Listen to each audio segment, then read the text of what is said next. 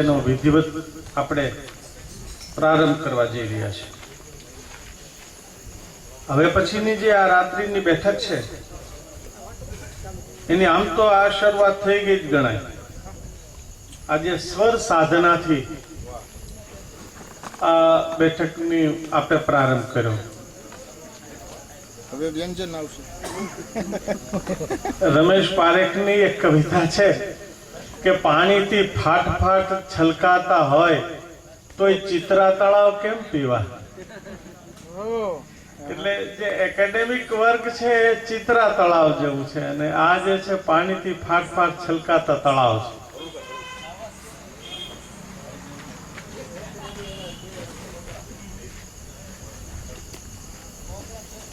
જળ સંદર્ભ સાથે આપણે સંકળાયેલા છીએ। જ્યારે અહીંયા જે પ્રસ્તુતિ થતી હતી ત્યારે એટલી વાત ઉમેરવાની રહે કે જે રમેશભાઈ સવારમાં હતા અહીંયા આપણે વક્તા તરીકે અને હું જે રમેશભાઈ છું એટલે અમારો જે કર્મભૂમિ છે માંગરોળ એ વિસ્તારમાં બહુ મોટા પાયા ઉપર સરજુગાન થાય છે અને લગ્ન વખતે કે જુદા જુદા પ્રસંગોએ જુદી જુદી રીતે સરજુગાન થાય છે। એ જે જાણનારા છે જેના કાન પવિત્ર થયા છે એ બધાને ખબર છે। અને હમણાં આજે ચોમાસું જે આવે છે એટલે ચોમાસામાં અમે ને રોકડ સાહેબ એક વખત જળઝીલણી એકાદશી નળ જળ સંદર્ભ આવ્યો એટલે મને યાદ આવ્યું કે પરંપરામાં જળઝીલણી એકાદશી છે બાપુ। અને મને તો આખી કલ્પના જ બહુ સરસ ગમે છે કે માધવરાયજીના મંદિરમાંથી માધવપુર માધવરાયજીના મંદિરમાંથી ભગવાન ખુદ બહાર નીકળે અને એક શેમાં તો કે નદીમાં નાહવા માટે। આખી કલ્પના કેટલી અદભુત છે કારણ કે વૈષ્ણવ સંપ્રદાય છે એમાં બાળ સ્વરૂપ છે અને બાળ સ્વરૂપ છે એ તો નાય જ નહીં, એ નાય તો કોણ નાય। એટલે ભગવાન ખુદ નાહવા માટે નીકળે બહાર અને એ નદી અને દરિયાનું જે સંગમ છે ત્યાં પાતા ગામ છે ત્યાં એ ભગવાન છે નાહવા પડે એટલે કે જે મુખિયાજી છે ભગવાનને ભેટમાં આમ બાંધે અને પછી એ નાહવા પડે અને એ નાય અને કપડાં બદલવા માટે બાજુમાં પાતા ગામ છે ત્યાં મંદિર છે ત્યાં લઈ જાય એને અને ત્યાં તે દિવસે મેળો હોય લોકમેળો। તો આવી એક પરંપરામાં અમે એ જળઝીલણી એકાદશીના શિરીષભાઈ જે ગવાતા જે ગીતો છે ધોળ પદો છે એનું અમે રોકડે રેકોર્ડિંગ પણ કરેલું કેસેટ ત્યારે પેલી હતી એવી કેસેટમાં અને ત્યારે અમે જરાક વધુ ગબા હતા અત્યારે છીએ એના કરતા અને પરિણામે એવું બન્યું હતું બાપુ કે મધ્યકાલીન અને સંત સાહિત્ય વગેરે વગેરેના એક મોટા વિદ્વાન એમને અમે આ કેસેટ આપેલી અને પછી કેસેટ જળઝીલણી એકાદશીમાં વહી ગઈ।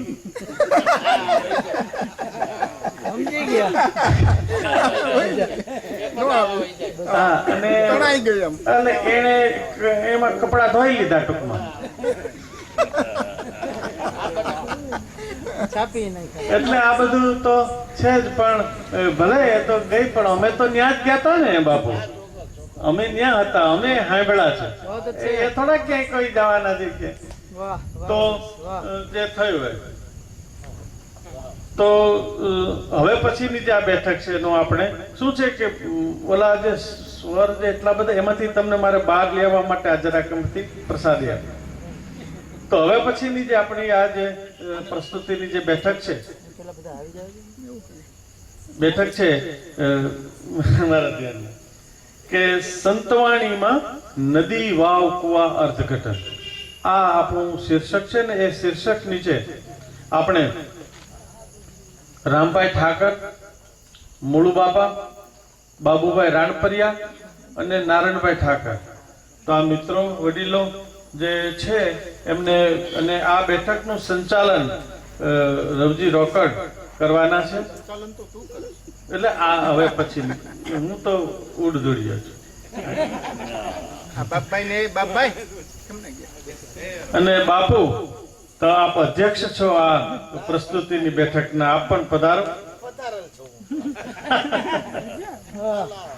આવો કે ના આવો જેવી તમારી મરજી, किंतु जरूर आओ एवी हमारी अर्जी। સંચાલક નથી આજના એ ભાષ્યકાર છે. ઓકે ઓકે સોરી આવે અને એમને રોકડ સાહેબને ખાસ તમે ભાઈબંધ છો એટલે એને આમ ધમકી મારીને કહેજો કે બહુ એકેડેમિકમાં ન જાય. ના એ તો એમને ખાસ એટલા માટે ખાસ તો કહેવાનું છે કે સવારમાં જ વાત થઈ ગઈ આપણે કે સ્કોલર નથી બનવાનું, સ્કોલર નથી બનવાનું પણ એક્સપર્ટ નથી બનવાનું. એટલે રવજીભાઈ ને તો ખાસ, રવજીભાઈ તો મારાથી કહેવાય જ નહીં, રવજી જ કહી હાલ. તો રવજીને ખાસ મારે તો કહેવાનું કે કઈ એક્સપર્ટ બનવાનો કઈ પેલું આપણને જરૂર નથી, બરાબર. પણ આપણી જે આ પ્રસ્તુતિની જે બેઠક છે એને કઈ રીતે આપણે, અને આજે શ્રોતા છે એને પણ બધું બરાબર કોમ્યુનિકેટ થાય એ રીતે આપણે આ વાતને આગળ વધારીશું. જળ સંદર્ભમાં તો ઘણી બધી એક એવી આપણને એમ લાગે, હમણાં અમે થોડીક વાત કરતા હતા કે મનોજ ખંડેરિયાની એક સરસ કવિતા છે, હું પેલા મિત્રો આવે ત્યાં સુધી થોડીક વાત કરું કે આઈનાની જેમ હું તો ઊભી હતી ચૂપ, ગયું મારામાં કોઈ જરા જોઈને, પરપોટો ફૂટાથી જળને શું થાય એની જાણ થતી નથી કદી કોઈને. પરપોટો ફૂટાથી જળને શું થાય એની જાણ થતી નથી કદી કોઈને. અને રમેશ પારેખમાં તો વરસાદનો છાંટથી આપણે બધા પરિચિત છીએ.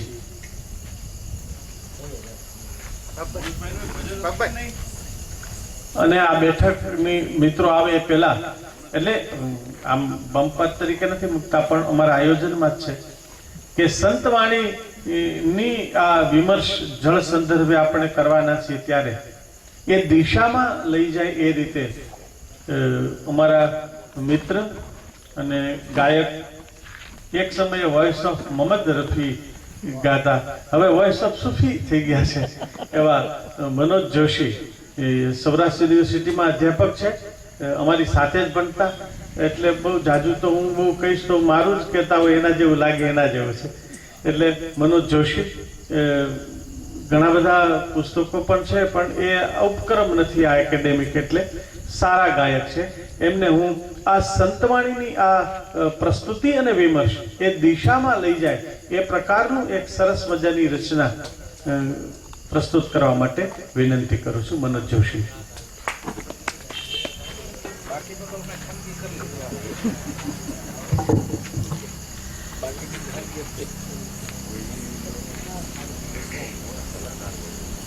વેણીભાઈ પુરોહિતની બહુ સરસ એક રચના છે, સિતંસુ સાહેબ.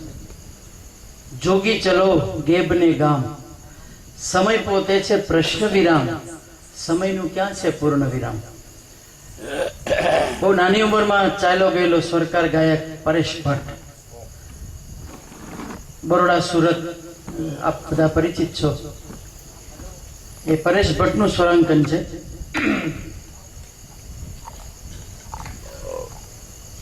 જોગી ચલો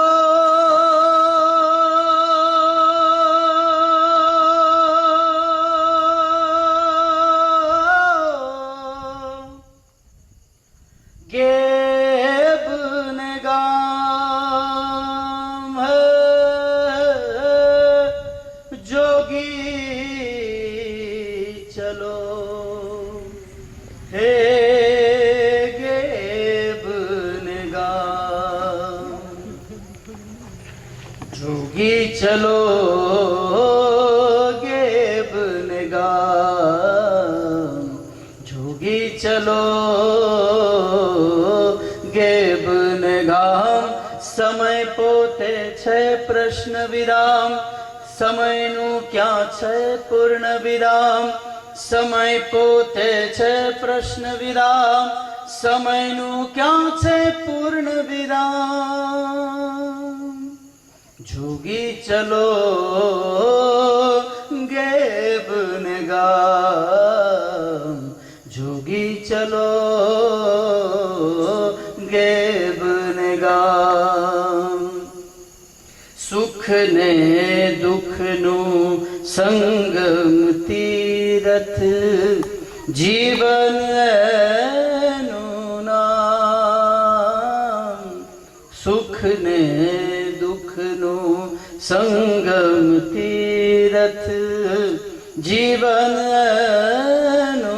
નામ આવન જાવન ગહન અનાદિ આવન જાવન ગહન અનાદિ કરવું પડે શું કામ હો જોગી જોગી ચલો ગેબ ને ગામ જોગી ચલો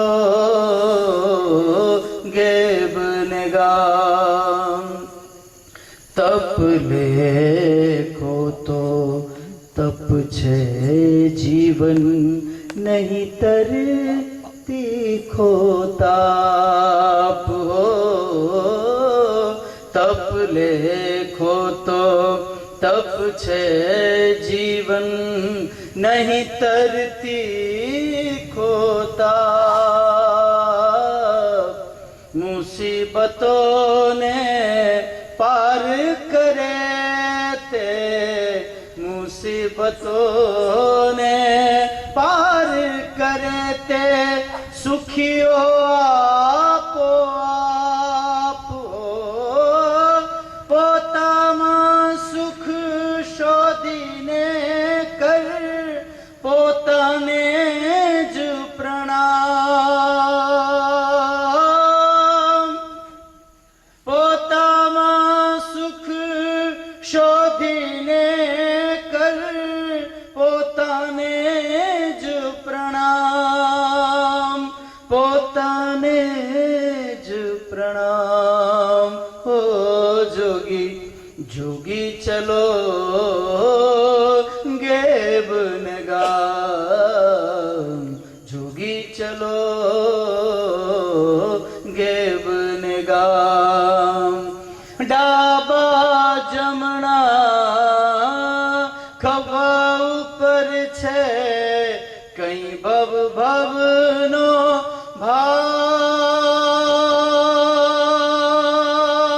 ભાર જોગી ડાબા જમણા ખભા ઉપર છે કઈ ભવ ભવનો ભાર પાપ પુણ્યની વચ્ચે ચાલે પાપ પુણ્યની વચ્ચે ચાલે અરસ પરસ સંહાર તું પોતે છે પરમ પ્રવાસી ઓ તું પોતે છે પરમ પ્રવાસી તુજ પરમનું ધામ તુજ પરમનું ધામ હો જોગી જોગી ચલો ગેબ ને ગામ જોગી ચલો ગેબ ને ગામ સમય પોતે છે પ્રશ્ન વિરામ સમયનું ક્યાં છે પૂર્ણ વિરામ સમય પોતે છે પ્રશ્ન વિરામ સમયનું ક્યાં છે પૂર્ણ વિરામ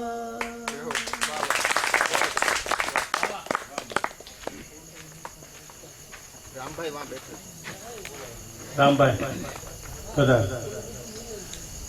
આ પરિસંવાદના ગણેશ એવી રીતે મઢાણા છે કે એક થી અદકા મોતી રાજમાતા ટકટક જતી એમ એક બે અદકા મોતી આપણી સામે રજૂ થતા જાય છે અને એ રીતે વચ્ચે હમણાં આપણે સ્વર ગાન અને એ અનુષ્ઠાન રૂપે એનાથી આપણા કાનને પવિત્ર કર્યા અને પછી એ પરેશભાઈની સ્વરાંકનની આ રચના કેટલા વર્ષ સુધી સાંભળ્યા રાખી છે તો એટલી ને એટલી તાજી હોય એના જેવું લાગે છે ને એ પાછું આ શ્રાવણ મહિનામાં છે આ શ્રાવણ નિત્રો સરવડે કોઈ ઝીલોજી ના રેલી ચાલ્યા રૂપ રે કોઈ ઝીલોજી, આ નથી ટપકતા નેવલા કોઈ ઝીલોજી, આ તો નર્દમ વર્ષે નેહ રે કોઈ ઝીલોજી. તો આવા નેહમાં આપણે સતત પરિપ્લાવિત થતા રહીએ છીએ. ત્યારે બાપુ તમે અહીંયા જ બધા રહેશો એમ જ રાખો છો? હા, તો એમ રાખજો. એટલે બાપુને હવે હું વિનંતી કરું છું કે જે કલાકારો છે એને શાલ ઓઢાડીને સ્વાગત કરશે.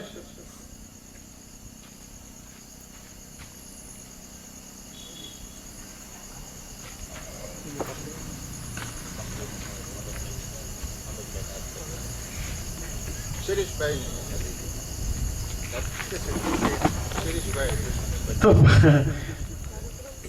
તમે કેમ કરી બાપુ? તો આવો સીતસુ સાહેબ, આપના બાપુ નથી માનતા તો શું કરવું? બધાને બહુ આનંદ થશે એટલા માટે. આવો ને બાપુ. તો આવો આવો. હવે આ બધું અનૌપચારિક રીતે બધું ચાલે છે. આ જગ્યા જ એવી છે બાપુ, અહીંયા બધું કઈ ઔપચારિક તો નહીં જ છે. તો રામભાઈ ઠાકર એમને એમનું શાલ ઓઢાડીને સ્વાગત કરીએ છીએ.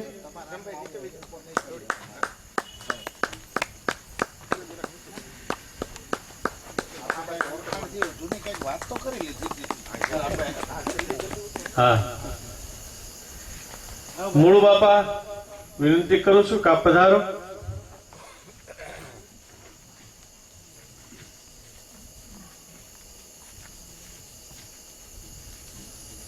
રામચંદ્ર ભગવાન કી જય. બાબુભાઈ પધારો.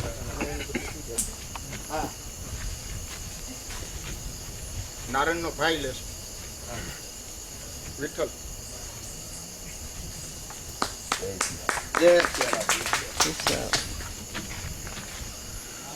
અને નારાયણભાઈ પધારો. એના ભાઈ, એના પ્રતિનિધિ તરીકે આવે જ છે. નારાયણ ભાઈ છે. આ નારાયણ જેવો જ લાગે છે, કારણ કે એમને આને નથી જોયો, નારાયણને જોયો. રોકડ સાહેબ ની ઘેરે તો આ બધું ચાલતું જ હોય એમને. રોકડ સાહેબ, રોકડ સાહેબ પધારો.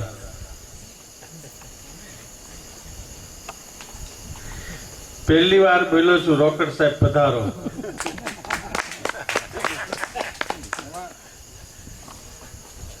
બોલવું પડે.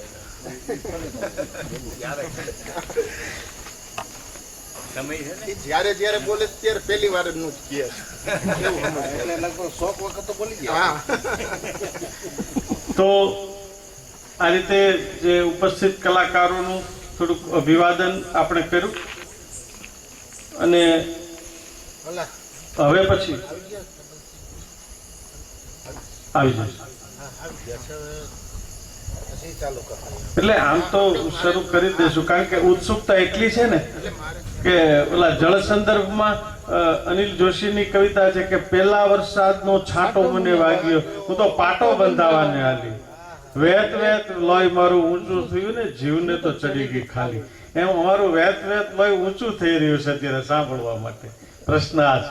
તો ભૂમિકા રૂપે એમને એકવાર સૂચના સહ વિનંતી પણ કરી દીધી છે રોકડ સાહેબને કે બિલકુલ સહજ ભાવે અને ઓછામાં ઓછું અઘરું કર્યા વિના, કારણ કે એમનું આગમવાણી પુસ્તક છે ને એ ઘણાયને નથી સમજાતું એવું મને ફરિયાદ કરે છે. હું એનો મિત્ર છું એને કારણે. એટલે એ એટલું બધું એકેડેમિક ન કરતા માંડ હાથમાં આવ્યા છે. એટલે સહજ અને સરળ ભાષામાં જે કંઈ દાખલો થાય એ કરવા વિનંતી છે અને એ રીતે આખા કાર્યક્રમને આગળ ચલાવો.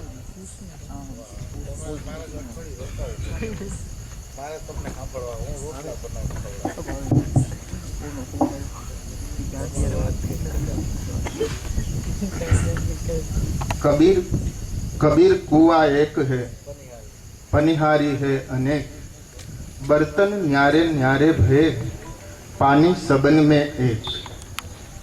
नदी वाव કુવા કાંઠે સિંચણ વિષય આ પરિસંવાદની આ સત્સંગ સભામાં ઉપસ્થિત આ સભાના અધ્યક્ષ શ્રી કરશનદાસ બાપુ, વિદ્વજનો જે બેઠા છે આપણી સાથે, એ શીતાંશુભાઈ, શિરીષભાઈ,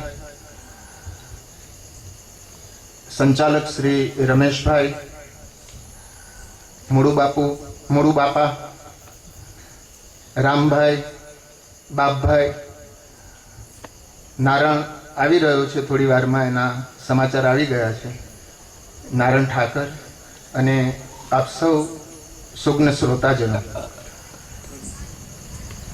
આપણે સૌ જાણીએ છીએ કે આ પિંડ, આપણું શરીર અને આ બ્રહ્માંડ, એની રચનાના કેન્દ્રમાં 5 તત્વો કારણભૂત છે. એ છે પૃથ્વી, આકાશ, અગ્નિ, વાયુ અને જલ. આ 5 તત્વોથી આપણો પિંડ બંધાયેલો છે. આમાંના જલ તત્વ વિશે વાત કરું તો જલ તત્વની તુરત જ આપણા ધ્યાનમાં આવે એવી 2 વિશેષતાઓ છે. એક એ કે આ પૃથ્વીમાં અને આપણા પિંડમાં એ 3 ભાગમાં રહેલું છે, એટલે કે આપણે જલ તત્વથી વધારે પ્રભાવિત છીએ. એની બીજી વિશેષતા એ છે કે એ દ્રશ્યાત્મક રૂપે જ્યારે આપણી સામે આવે છે ત્યારે 3 સ્વરૂપે આપણી સામે આવે છે. સૌથી પહેલા એ પાણી સ્વરૂપે, એટલે કે પ્રવાહી સ્વરૂપે આપણી સામે આવે છે. પ્રવાહી સ્વરૂપે આવે છે ત્યારે એની વિશેષતા એ છે કે હંમેશા એ નીચે તરફ ગતિ કરે છે. બીજું એનું સ્વરૂપ છે એ પદાર્થમય, સોલિડ, એવું એનું બરફ સ્વરૂપ, એ બરફ સ્વરૂપે પણ આપણી સામે આવે છે. અને ત્રીજું એનું જે સ્વરૂપ છે એ થોડું રહસ્યાત્મક છે, એ એનું વરાળ સ્વરૂપ છે. એ રહસ્યાત્મક એટલા માટે છે કે પૃથ્વીના નિયમને તોડી, ગુરુત્વાકર્ષણના નિયમને તોડી એ ઉપર તરફ ગતિ કરે છે. જલ તત્વના આ રહસ્યને પામીને જ કદાચ કબીરે ગાયું હશે, વર્ષે ધરતી ભીંજે આસમાન. એને ખ્યાલ હશે કબીરને કદાચ. જો કે કબીરનો કહેવાનો મર્મ જુદો છે, એનું લક્ષ્ય જુદું છે. એને કહેવું તો એ છે કે પૃથ્વી તત્વની અંદર જે કુંડલીની બેઠી છે નાભી સ્થાને, એ જાગૃત થાય છે ને સહસ્ત્રાર સુધી પહોંચે છે ને સહસ્ત્રારને પરિપ્લાવિત કરે છે. આ જળ તત્વને પામવા માટે આપણા વિજ્ઞાને પણ બહુ મથામણ કરી છે. આ માટે વિજ્ઞાન જળને, પાણીને લેબોરેટરીમાં લઈ ગયા અને ત્યાં પાણીને એને છૂટું પાડ્યું, એનું પોસ્ટમોર્ટમ કર્યું. તો એના હાથની અંદર 2 ભાગ હાઇડ્રોજન અને 1 ભાગ ઓક્સિજન આવ્યો. આ આપણે બધું જાણીએ છીએ. પણ વિજ્ઞાનની મુશ્કેલી ત્યારે વધી કે જ્યારે આ 2 ભાગ હાઇડ્રોજન ને ઓક્સિજન એના હાથમાં આવ્યું તો એને ભેગા કરીએ તો પાછું પાણી થવું જોઈએ ને. પણ જ્યારે ઓક્સિજન અને હાઇડ્રોજનને ભેગા કર્યા તો એમાંથી પાણી બન્યું જ નહીં. બહુ પાછળથી વિજ્ઞાનને ખબર પડી કે આની અંદર એક અદૃશ્ય એવું કોઈ તત્વ ખૂટે છે. અને એને ખ્યાલ આવ્યો કે અગ્નિ તત્વ આની ભીતર ખૂટે છે. અને પછી જ્યારે એને વીજળીમાંથી પસાર કરવામાં આવ્યું ત્યારે જ એમાંથી એ પાણી બન્યું. વિજ્ઞાન આ અદૃશ્ય એવા તત્વને કેટેલિક એજન્ટ કહે છે. આવો કેટેલિક એજન્ટ આપણી ભીતર પણ બેઠેલો છે. અદૃશ્ય એવો કેટેલિક એજન્ટ આપણી અંદર પણ બેઠેલો છે. કદાચ જળ તત્વના આ રહસ્યને પામીને જ કબીરે ગાયું હશે, જલ બીચ અગન, અગન બીચ પાણી, પાણીના પુરુષ બનાયા. કેવી એને સરસ વાત કરી છે. જલ બીચ અગન, અગન બીચ પાણી, પાણીના પુરુષ બનાયા. આપણો રવિ સાહેબ તો એમ કે જળ મેં જ્યોત જગાયા સંતો, જળ મેં જ્યોત જગાયા. આપણે આજે જળમાંથી વીજળી ઉત્પન્ન કરીએ છીએ. આપણે જાણીએ છીએ કે આજે જળમાંથી વીજળી ઉત્પન્ન થાય છે. આ જળ તત્વનો મહિમા કરતા આપણે જળ એ જીવન છે એમ કહ્યું. પણ આપણા સંતો તો એક ડગલું આગળ જઈને એમ કહ્યું કે જળ એ માત્ર જીવન નથી, જળ એ તો અમૃત છે, એમ એને વાત કરી. જળ ક્યારેય મરતું નથી. આ પૃથ્વી લોકની અંદર સાવ નજીકમાં નજીક અમર વસ્તુ કોઈ હોય તો એ જળ છે. એ મૃત્યુ પામતું નથી. કદાચ એના જ સંદર્ભે ગોરખનાથે ગાયું હશે, ઉધર ગગન મંડળ મેં ઉધર મુખ કુવા, વહા અમિકા બાસા એમ કહે છે. ગગન મંડળ મેં ઉધર મુખ કુવા વહા અમિકા બાસા એવી રીતે એ વાત કરે છે. આવા રહસ્યાત્મક અમૃત સમાન જળ વિશે બળવંત પારેખ સેન્ટર અને ગોસમિયા કોલેજ આપણે આંગણે સિતાંશુભાઈ જેવા વિદ્વાન પધારે અને આવો સેમિનાર કરે એ આપણા આનંદની માત્ર વાત નથી, એ આપણા સદભાગ્યની વાત છે. અત્રે આ બેઠકમાં આપણા લોક સંતોએ પોતાની અધ્યાત્મ અનુભૂતિને અભિવ્યક્ત કરવા માટે પોતાની વાણીમાં આ નદી, કૂવો, વાવ, તળાવ એ બધા શબ્દોને એ કેવા અર્થ સંદર્ભે પ્રયોજ્યા છે તેને સમજવા, પ્રમાણવાના આપણે પ્રયત્ન કરીશું. બીજું, કેટલીક કવિતાઓ એવી હોય છે, કેટલીક રચનાઓ એવી હોય છે કે સાંભળવા માત્રથી જ આપણી ભીતર ખુલતી હોય છે.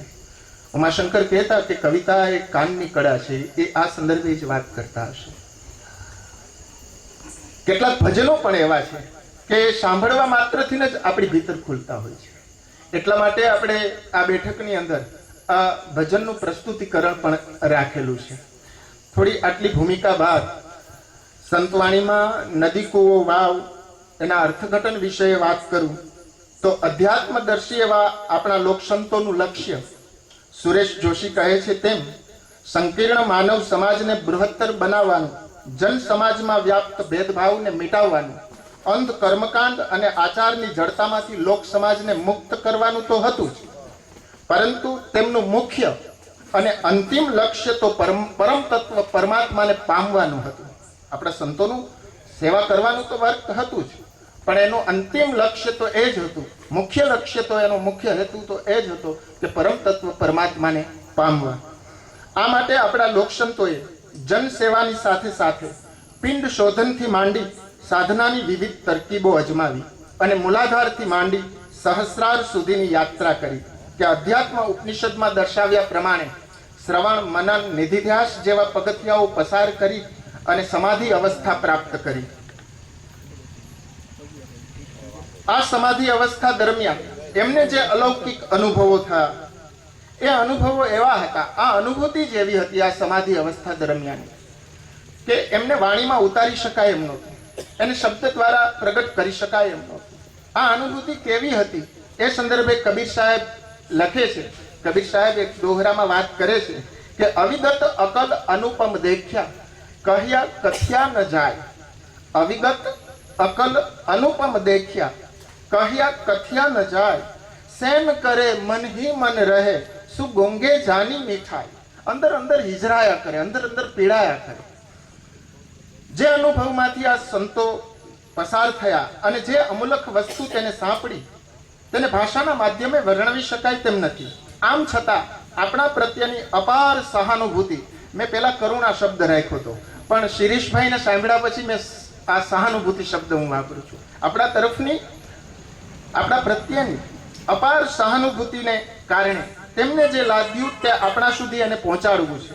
પણ એ પહોંચાડવું કઈ રીતે એ એના માટે બહુ મોટો પ્રશ્ન છે. કારણ કે એમને જે અલૌકિક વસ્તુઓ સાંપડી છે તેમને રૂપ નથી, રંગ નથી, ગંધ નથી, આકાર નથી. તેથી તેને રૂપાયિત કરવું બહુ મુશ્કેલ છે કે લૌકિક બનાવવું કઈ રીતે. દાખલા તરીકે તેને સમાધિ અવસ્થા દરમિયાન કરોડો સૂર્યનો પ્રકાશ દર્શાયો. આપણે એમ કહીએ કે કરોડો સૂર્ય એને દેખાયા હશે, પણ એ જાણે છે સંત જ્યારે સમાધિ અવસ્થામાં પહોંચ્યો છે, આપણે એમ કહીએ છીએ કે એને કરોડો સૂર્યનો પ્રકાશ દેખાયો, પણ એને ખબર છે કે એને જો જોયું એ પ્રકાશ નથી, પ્રકાશ જેવું પણ નથી. માની લો કે એને અફાટ આકાશ જોયું, પણ એને ખબર છે, એ સમજે છે કે ત્યાં એ આકાશ પણ નથી. આપણે જે સ્થૂળ આંખથી આકાશને જોઈએ છીએ એ આકાશ ત્યાં નથી, એ આકાશથી કંઈક જુદું છે, આકાશ જેવું પણ નથી. આપણે એમ કહીએ કે એને કોઈ બ્લેક હોલ જોયો કે બ્લેક હોલ જેવી વસ્તુ જોઈ, પણ એ જાણે છે કે એ બ્લેક હોલ પણ નથી અને બ્લેક હોલ જેવું પણ નથી. એમણે જે જોયું એ આ બધાથી સાવ અલગ, સાવ જુદું જ છે. એમ કહે કે એમણે જે જોયું તે આ સ્થૂળ આંખ કે ચર્મ ચક્ષુથી નથી જોયું, ચર્મ ચક્ષુ વિના એને જોયું છે, એટલે ઉપનિષદ એને અગોચર કહે છે. એમણે જે સાંભળ્યું તે કાન વિના સાંભળ્યું છે, એટલે ઉપનિષદ તેને અનાહત કહે છે. એમણે જે રોમાંચ અનુભવ્યો તે સ્પર્શ વિના અનુભવ્યો છે, એટલે ઉપનિષદ તેને અનુપ કહે છે. આ અનુપ, અનાહત, અગોચરને ગોચર કે પ્રત્યક્ષ બનાવવું છે, તો તેને પ્રત્યક્ષ કે ગોચર બનાવવું કઈ રીતે?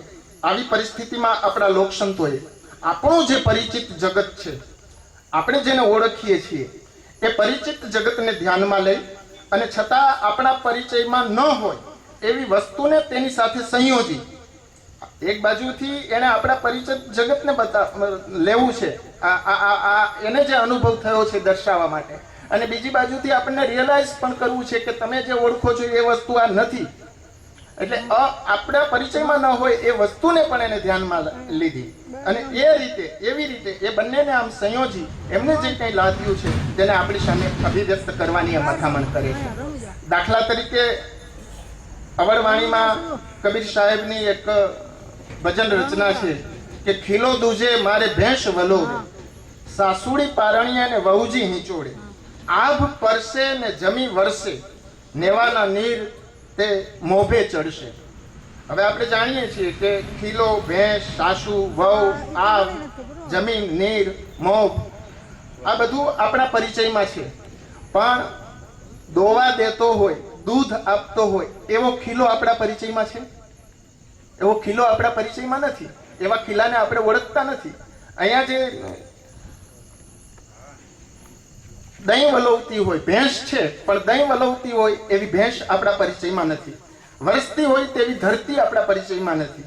આમ લોકસંતોએ આપણા પરિચિત જગતને વિચ્છેદીને, એને તોડી ફોડીને પોતાને થયેલા અનિર્વચનીય અનુભવને વચનીય બનાવવાના એને પ્રયત્નો કર્યા.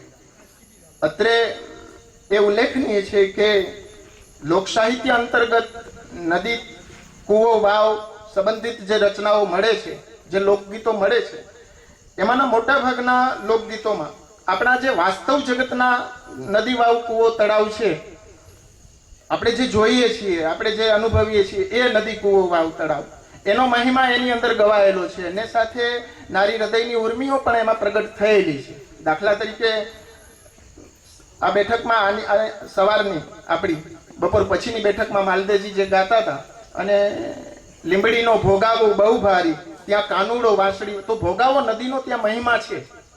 ભોગાવો નદી જે વાસ્તવિક ભોગાવો નદી છે એની વાત છે. આપણે કહીએ છીએ અડી કડીને નવગણ કૂવો, ત્યાં શ્રવણનો જન્મ હુઓ, અથવા તો એમ પણ કહીએ છીએ કે અડી કડી નવગણ કૂવો, ના જુએ તે જીવતા મુવો. આપણે આ કૂવાનું મહાત્મ્ય વધાર્યું છે, એને તીર્થધામ આપણે બનાવવો છે અને તીર્થધામ બનાવવો છે એટલે શ્રવણને ત્યાં જન્મ આપણે અપાવીએ છીએ. જન્મ એટલે એનો ત્યાં કરાવીએ છીએ, કારણ કે પાછળથી શ્રવણ એના મા બાપને લઈ અને તીર્થ સ્થાનોમાં નીકળવાનો, યાત્રા કરાવવા નીકળવાનો છે. એટલે આપણે એમ કહીએ છીએ કડી કડી નવગણ કૂવો, ત્યાં શ્રવણનો જન્મ હુઓ. 8 કૂવાને 9 પાવઠારે, પાણીલા ભરે 18 આલમ, એવું લોકગીત છે. 18 આલમ પાણી ત્યાં એક કૂવે પાણી ભરતા હોય. આ બધા ગીતોની અંદર વાસ્તવ જગતના કૂવા, વાવ, તળાવનું મહાત્મ્ય પ્રગટ થયેલું જોવા મળે છે. જ્યારે લોકસંતોએ પોતાની વાણીમાં આ વાસ્તવ જગતના કૂવા, વાવ, તળાવનો મહિમા ગાયો જ નથી, ક્યાંય ગાયો નથી. આનો અર્થ એવો નથી કે લોકસંતોની વાણીમાં કૂવા, વાવ, તળાવનો સંકેત કે સંદર્ભ મળતો જ નથી, જીલાયો જ નથી, એવું નથી. લોકસંતોની વાણીમાં અભિવ્યક્તિના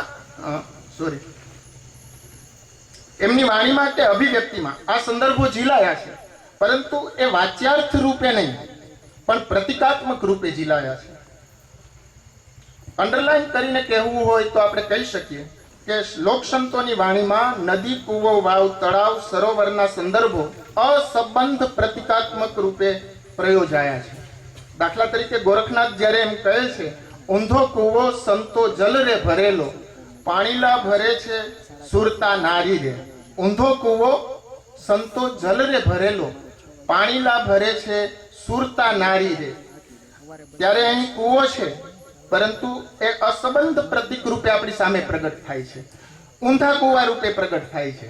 એટલે જે વાસ્તવનો કૂવો છે એ રીતે પ્રગટ નથી થતો.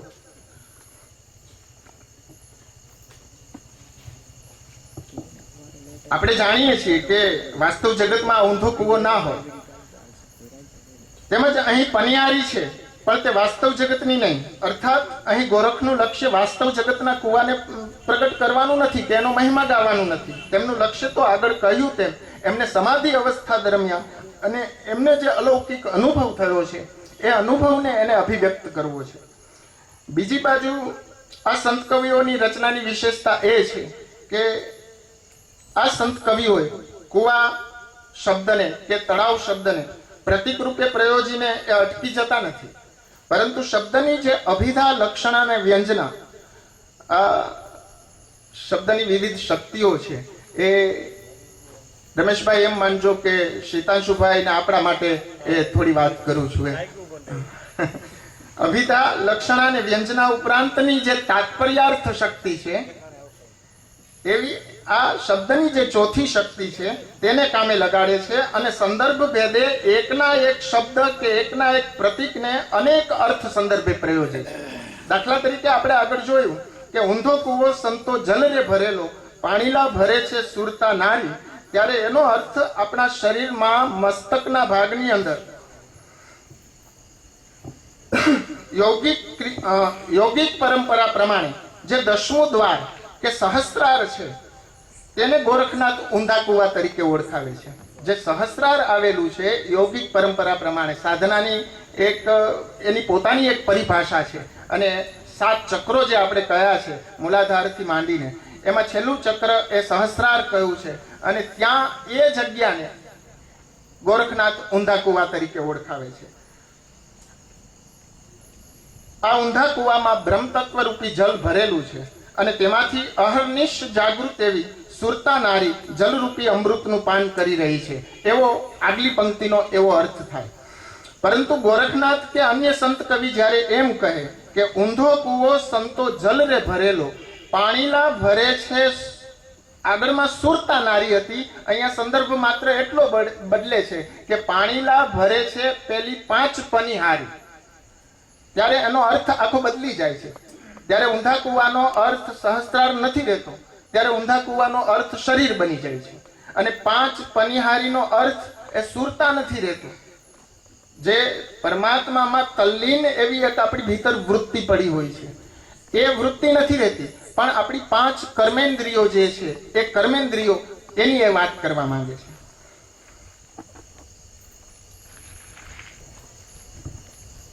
એમ જ જલનો અર્થ અહીંયા અમૃત નથી થતો, આગળની પંક્તિની અંદર જલનો અર્થ અમૃત થતો હતો.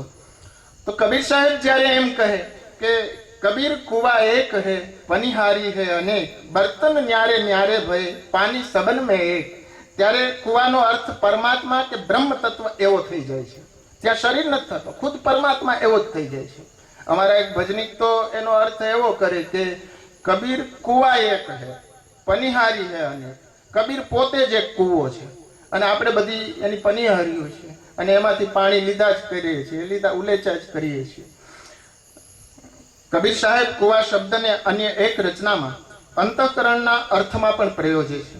જેમ કે જરા તુમ દેખો ને લોકો નાવ में नदियां डूबी जाए, एक अचंबा हमने देखा कुएं में लग रही आग, कादव कीचड़ जल गया और मछिया हो गई साफ. અહીં કૂવો એટલે અંતઃકરણ. આ અંતઃકરણમાં જ્ઞાનાગ્નિ પ્રગટતા મન, બુદ્ધિ, ચિત્ત અને અહંકાર એ જે 4 આપણા અંતઃકરણો છે એ અંતઃકરણો બળીને ભસ્મ થાય છે અને માછલી રૂપી જીવાત્મા પરિશુદ્ધ બને છે એવું કબીરનું કહેવાનું થાય છે. આમ કુવા શબ્દને આપણા લોકસંતોએ પોતાની વાણીમાં બ્રહ્મરંધ્ર, 10મું દ્વાર, સહસ્ત્રાર, ગગનમંડળ, શૂન્ય શિખર, શૂન્ય સરોવર, માન સરોવર,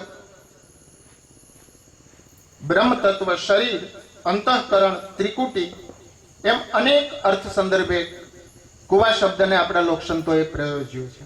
આવી જ રીતે આપણા સંત કવિઓએ પોતાની વાણીમાં જલ સંપૃક્ત એવા નદી અને સરોવર શબ્દને પણ પ્રતિકાત્મક રૂપે પ્રયોજે છે અને એની વિવિધ અર્થછાયાઓ આપણી સામે પ્રગટાવી છે.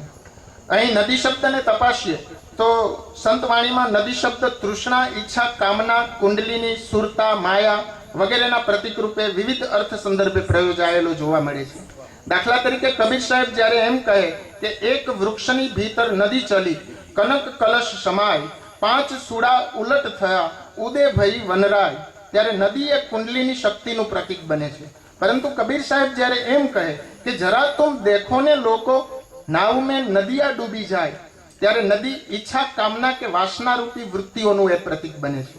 આ જ નદી કે સરિતાને આપણો ધીરો ભગત સુરતાના પ્રતીક રૂપે પ્રયોજીને કહે છે પોતાનું દર્શન પ્રગટાવતા કે ઉલટી સરિતા ચાલી ગગનમાં, વણ વાદળ વરસાદ, આભ વિના એમ વીજ જબુકે, થાય ગેબી નાદ, અખંડ ધારા વર્ષે રે, વર્ષીને સભર ભરે, સંત મળે જ્યારે સાચા રે.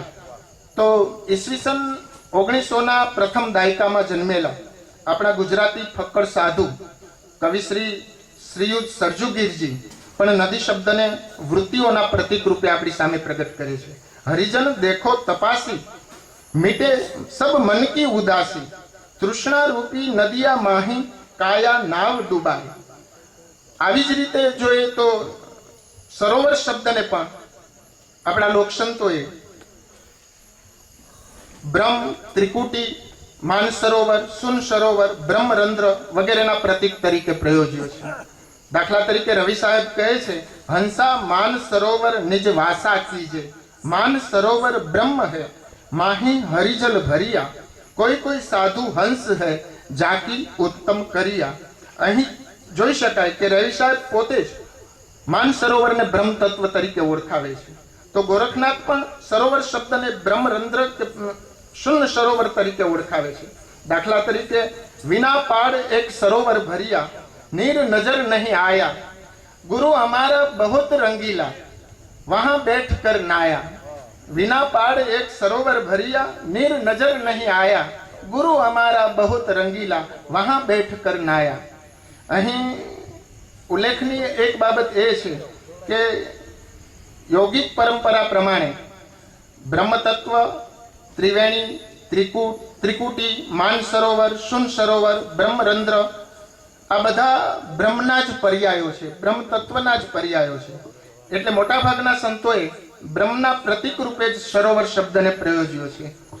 બીજી અહીં નોંધની બાબત એ છે કે આ સંત કવિઓએ પોતાના કર્તૃત્વમાં ક્યાંય વાવ શબ્દને ખપમાં લીધો હોય તેવું મારા ધ્યાનમાં આવતું નથી, મારા નજરમાં એ આવ્યું નથી ક્યાંય. આમ પાણી શબ્દને પણ એને વિવિધ સ્વરૂપે પ્રયોજ્યો છે.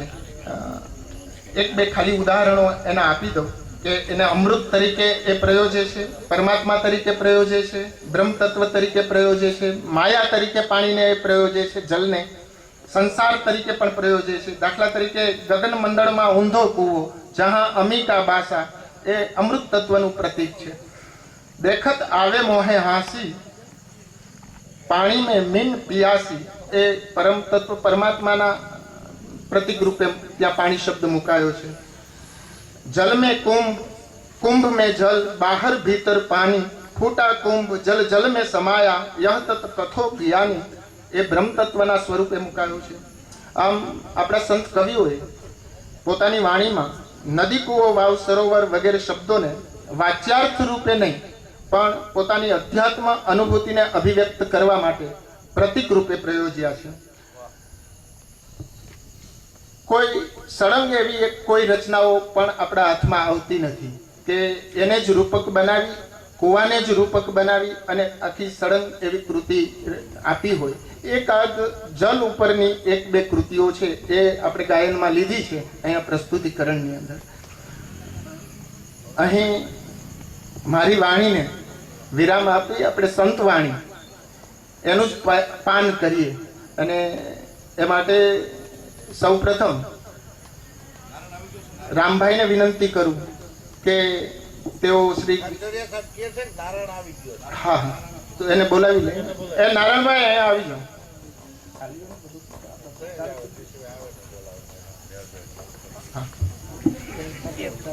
હલો. બાપુએ એમ કીધું કે હવે ઠેકાણે આવી ગયો. એટલે તમે જયારે લક્ષણ અને વ્યંજનાની વાત કરી ને ત્યારે કે હવે ઠેકાણે આવી ગયો એટલે અધ્યાપકના ઠેકાણે આવી ગયો. બાકી તો ભાઈ સિતાંશુ સાહેબ પંચ તત્વ છે છૂટા પડશે, ઘટ ભીતરનું નભ વીણ વધઘટ, ઘટ બહારના નભમાં પડશે. પંચ તત્વ છે. સાહેબ આવી એકાદી પંક્તિ કોક લખી નાખે ને તો હું તો મરી જાવ. આભાર.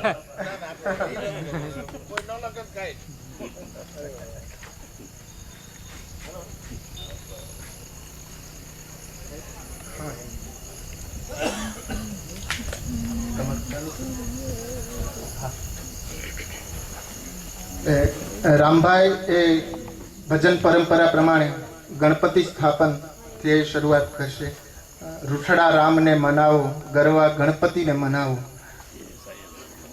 એમાં એક પંક્તિ બહુ સરસ છે. ખારા રે સમદરિયામાં મીઠી એક વીરડી, એવા ભવરે સાગરમાં ખારા રે સમદરિયામાં મીઠી એક વીરડી, એવા ભવરે સાગરમાં સાચા હિરલા. એક પંક્તિ બહુ, ખારા રે સમદરિયામાં મીઠી એક વીરડી.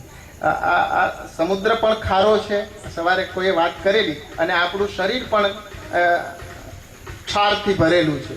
એટલે આપણા આંસુ પણ ખારા છે, આપણા મળમૂત્ર પણ ક્ષારવાળા છે, ખારા છે, અને એની અંદર એક મીઠી વીરડી પડેલી છે. આ પરિસંવાદી સાહેબ ખારામાં મીઠી વીરડી છે. આ પરિસંવાદ પોતે ખારા જળમાં મીઠી વીરડી સમાન જ છે. હા, રામભાઈને આપણે વિનંતી કરીએ કે તેઓ ગણપતિ ગરવા ગણપતિને મનાવે.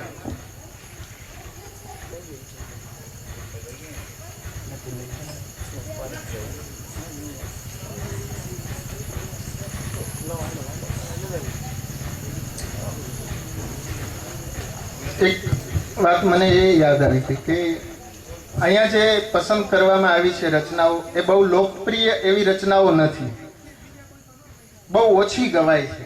એક બે રચનાઓ તો એવી છે કે ગવાતી જ નથી, અને આ ભજનીકોને જ્યારે મેં આપી ત્યારે એણે પોતાની રીતે, પોતાના ઢંગમાં, પોતાના ઢાળમાં પોતે કમ્પોઝ કરી અને પોતે અહીંયા પહેલી વખત જ એ રચનાઓને રજૂ કરવાના છે.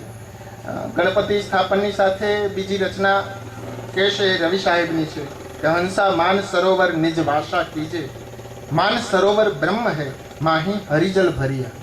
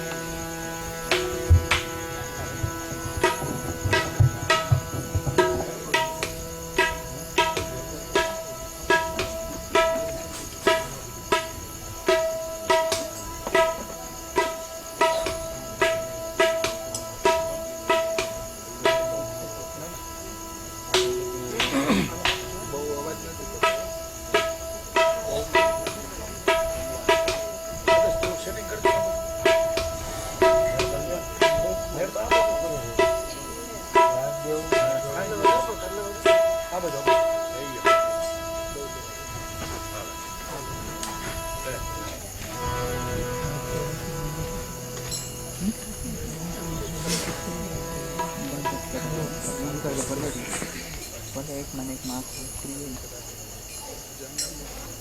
ખબર નહીં કેટલી 8 થી 9 ક્લિક ઉપર થઈ થોડી થોડી ક્લિક હોય ને એમાંથી એક વિડીયો કરવો અઘરું. એક વિડીયો આખા હોય કે ન જોતો હોય ને નીકળી હેલું પડે. એ તો રહે તમારા ગામ